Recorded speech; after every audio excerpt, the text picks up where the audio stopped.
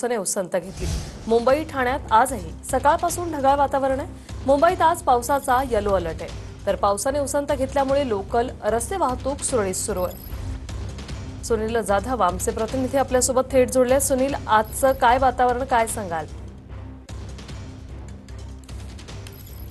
वैशाली, अगदी बरोबर आहे। मी सध्या उभा आहे दादर चौपाटी परिसरात। तरी आपण पाहू शकता मुंबई आणि आसपासच्या शहरामध्ये सकाळपासूनच ढगाळ वातावरण आहे।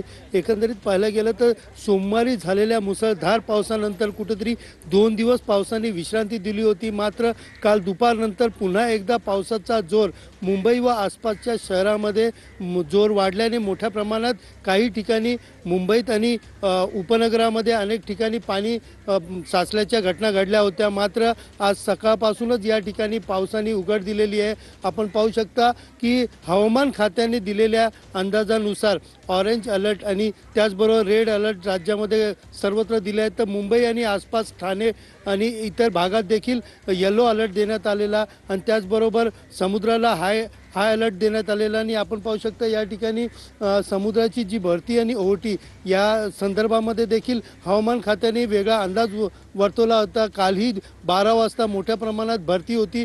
4 ते 5 मीटर उंच अशा लाटा ज्या आहेत त्या उसळताना पाहत होते। मात्र आपण पाहू शकता पहाटेची वेळ या ठिकाणी ओहोटी झाल्याने या ठिकाणी कुठेतरी समुद्राची ओहोटी झाल्याने पाण्याची क्षमता जी कमी समुद्रामध्ये दिसून येते। तर दुसरीकडे पाहायला गेलं तर आज मुंबई आणि आसपासच्या शहरामध्ये सकाळपासूनच पावसाने उघड दिल्यामुळे अनेक मध्य रेल्वे असतील, त्याचबरोबर अनेक ठिकाणी वाहतूक कोंडी होणार होती ती देखील या ठिकाणी दिसत नाही। वाहतूक कोंडी ही सुरळीत आहेत।